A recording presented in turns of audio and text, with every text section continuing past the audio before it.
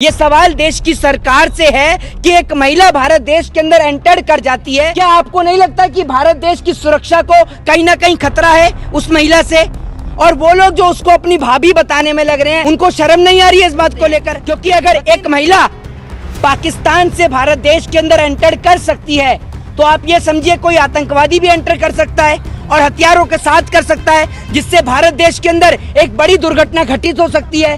तो आप देख लीजिए पर कहाँ हमारा है, पूरी परी आ गई है यहाँ। तो अगर योगी जी को इतना ही नागरिकता देने का शौक है तो एक काम करिए, वो सीमा के साथ में सचिन को भी, उसको भी पाकिस्तान भेज दीजिए। देखिए मैं आपको एक बात बता दूं, पहली बात तो ये कि हमारे देश की मीडिया को कोई और काम तो है नहीं, ना देश की बढ़ती महंगाई नजर आती है, ना देश की बढ़ती बेरोजगारी नजर आती है। इस देश के अंदर नौजवान बेरोजगार हो रहे हैं, वो हमारे देश की मीडिया को दिखता नहीं है।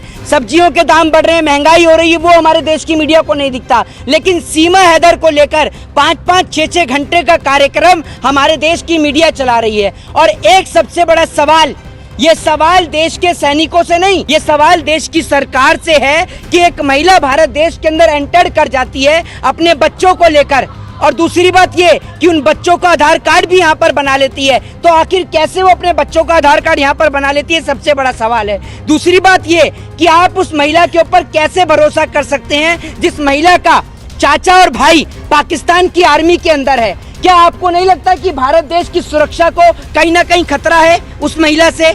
और वो लोग जो उसको अपनी भाभी बताने में लग रहे हैं, भौजाई बताने में लग रहे हैं, और बुढ़े हैं तो अपने चचिया ससुर बताने में लग रहे हैं, उनको शर्म नहीं आ रही है इस बात को लेकर? बताइए ना आप मुझे कि एक और भारत देश की सुरक्षा को लेकर एक बड़ा सवाल है सीमा हैदर। और दूसरी बात ये कि आज हमें समझ में आता है कि कश्मीर के अंदर आतंकवादी हमले कैसे होते हैं, क्योंकि अगर एक महिला पाकिस्तान से भारत देश के अंदर एंटर कर सकती है तो आप ये समझिए कोई आतंकवादी भी एंटर कर सकता है और हथियारों के साथ कर सकता है, जिससे भारत देश के अंदर एक बड़ी दुर्घटना घटित हो सकती है।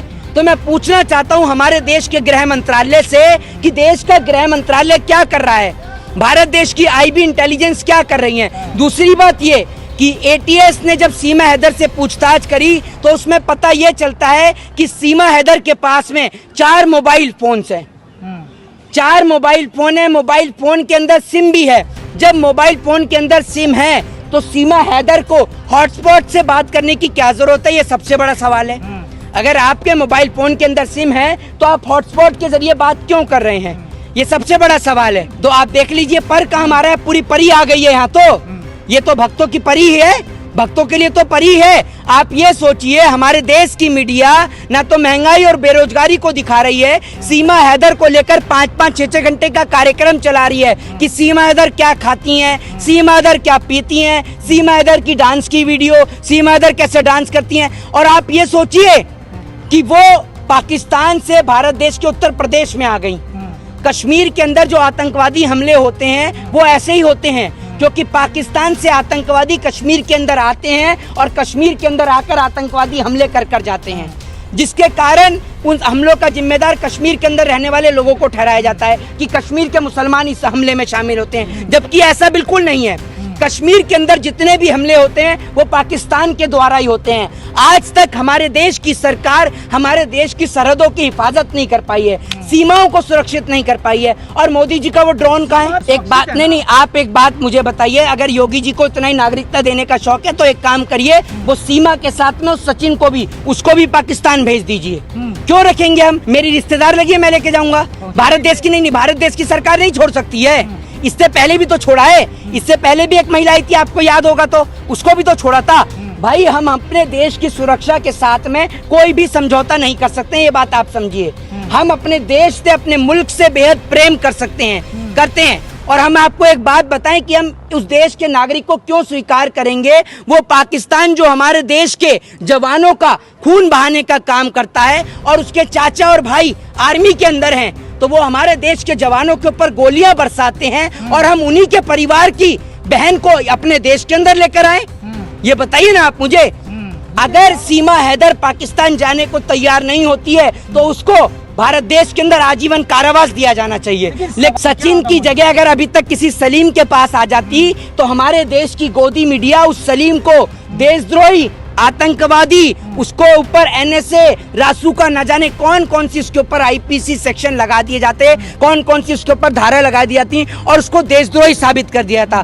फर्क इतना है कि वो सलमान की जगह, सलीम की जगह उसका नाम सचिन है। अगर वो सलीम होता या सलमान होता तो आपको अब तक पता चल जाता। मेरी काय की भाभी आपकी भाभी होगी, मैं क्यों खुश होऊंगा? अरे भैया आप खुश होंगे, मैं क्यों खुश होऊंगा? वो पाकिस्तान जो हमारे देश के जवानों का खून बहाता है, मेरे घर से इंडियन आर्मी के अंदर है और हमारे भाइयों का खून बहाने का काम वो पाकिस्तान करता है, और हम वो पाकिस्तान से कोई हमारे देश में आएगा तो हम खुश होंगे, हैं?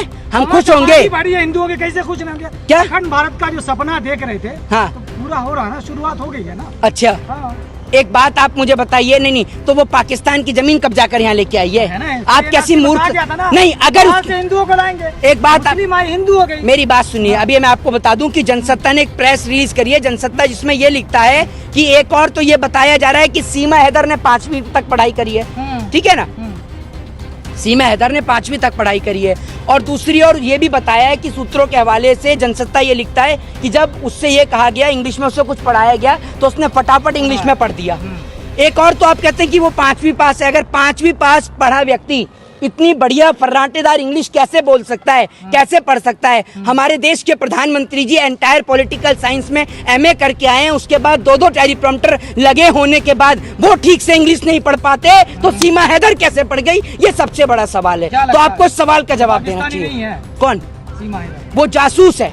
मैं तो ये कहता हूँ हमें, और वो जासूस हो चाहे ना हो, हमें चाहिए ही नहीं भाई, हमें चाहिए ही नहीं। हम अपने देश की सुरक्षा के साथ बिल्कुल भी समझौता नहीं कर सकते।